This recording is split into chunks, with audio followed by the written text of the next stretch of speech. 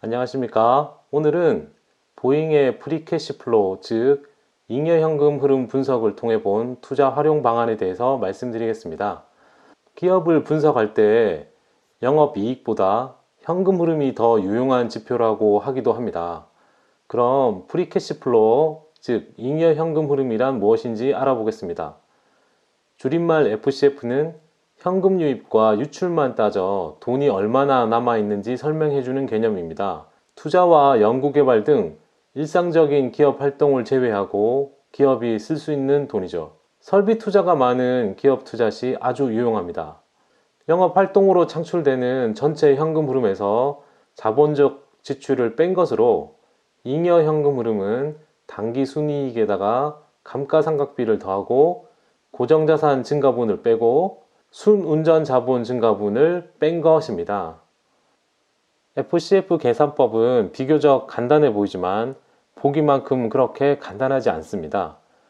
요기베라가 말했듯 이론적으로는 이론과 실제가 차이가 없지만 실제로는 차이가 있습니다. 그럼 어떤 점을 주의해야 할까요? 미국 기업들은 가끔 직원의 연금과 퇴직 후 의료 혜택 비용을 허위로 기재하기도 하고 복지제도의 미래 투자 수익률이나 미래의 의료 비용을 과대평가하기도 합니다. 그리고 종종 경영진 스톡 옵션 비용을 축소하거나 어떠한 항목으로도 기재하지 않기도 합니다.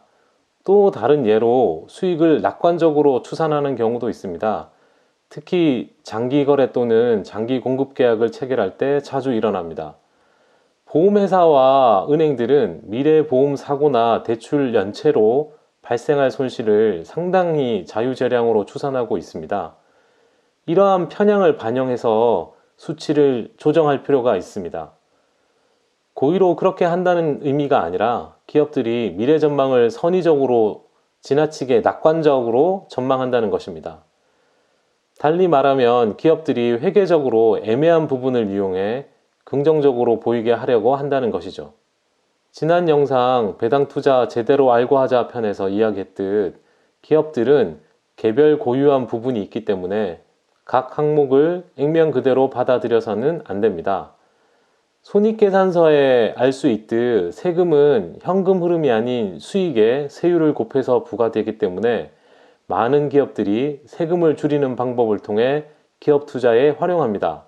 따라서 이익 성장률만 가지고는 기업이 경영을 잘하고 있는지 효과적으로 알지 못하는 경우가 많습니다. 대표적인 종목이 아마존입니다.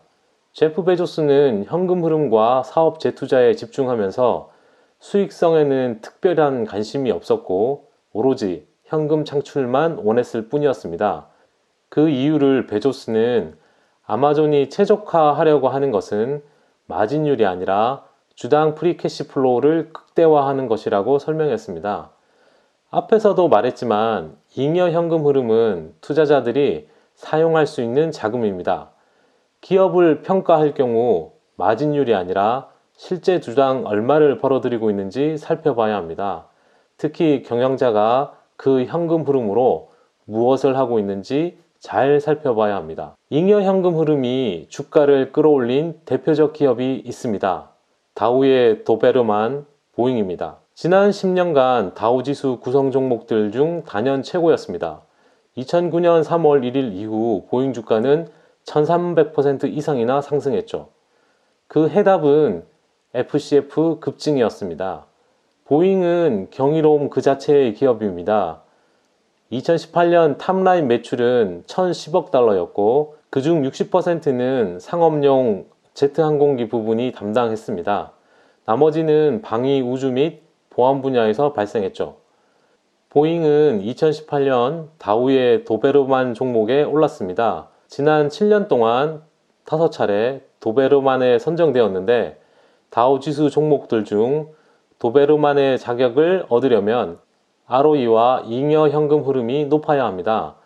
보잉이 다우 지수를 이끌고 있는 주된 이유는 바로 현금 흐름의 급증에 있습니다.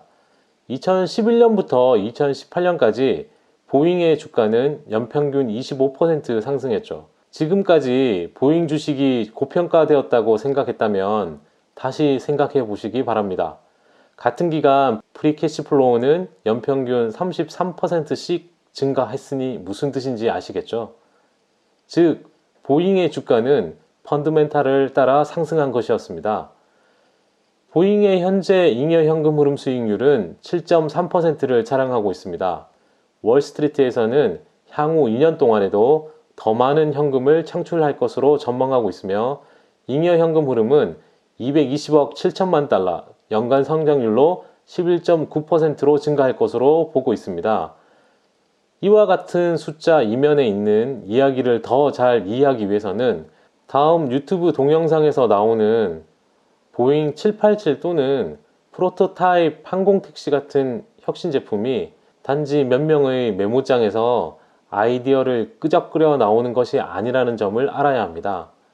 지금 시점에 서서 미래를 조망해 보기 위해서는 군부대 규모 정도의 많은 엔지니어와 최고의 기술이 필요합니다. 보잉은 대부분의 다른 기업들보다 R&D에 많은 투자를 하고 있습니다. 그렇지만 보잉의 사이클별 투자 강도는 다양합니다. 예를 들어 1990년대 중반 보잉 777이 출시된 이후 경영진은 기존 라인업에서 나오는 수익을 걷어들이는 데 집중했습니다. 10년 동안 주요 항공기 개발 프로그램은 없었죠.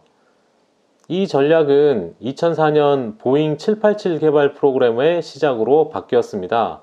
이 여객기는 독창적인 혼합 소재로 제작되었으며 혁신적인 전자 시스템이 탑재되었습니다. 8년의 개발 기간과 약 320억 달러가 들어갔습니다. 지난 5년간 경영진은 R&D 예산을 줄이면서 점진적인 혁신에 더 중점을 두었습니다. 최신 모델 보잉 737 맥스는 기존 항공기의 파생 모델입니다. 2019년 보잉은 보잉 737의 생산 속도를 월 5대에서 57대로 증가시킬 것으로 예상되고 이를 통해 연간 매출액이 약 30억 달러 더 늘어날 것으로 보입니다. 현재 주요 생산 공정의 완성도가 높아졌고 이로 인해 영업 레버리지를 탄력적으로 활용할 수 있게 되었으며 투자자들은 강력한 현금 전환 사이클로부터 혜택을 입을 수 있게 되었습니다. 보잉은 투자 필요성이 줄어들면서 주주들에게 더 많은 현금을 환원하고 있는 중입니다. 2015년에는 68억 달러 상당의 자사주 4,700만 주를 매입했고 배당금으로 25억 달러를 지급했으며 2016년에는 70억 달러가 자사주 매입에 사용되었고 배당금은 30% 늘렸습니다.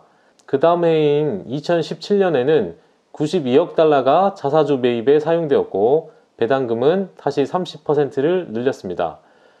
2018년에는 90억 달러가 자사주 매입에 사용되었고 배당금은 20%를 늘렸습니다. 이로 인해 보잉의 주당 배당금은 꾸준히 상승한 반면 유통 주식수는 꾸준히 낮아졌습니다. 달리 말하면 주주 환원 수익률이 계속 상승한 것이죠. 보잉은 향후 지속적으로 상당한 현금을 주주들에게 환원할 가능성이 높습니다. 하지만 경쟁에 앞서 나가기 위해서는 투자를 계속해야 합니다. 올해 보잉은 개발비가 180억 달러가 넘었던 신규 중형 항공기를 출시할 가능성이 있습니다. 보잉의 사례를 투자에 어떻게 적용할 수 있을까요? 첫째, 기업의 과거 투자 사이클을 눈여겨봐야 합니다.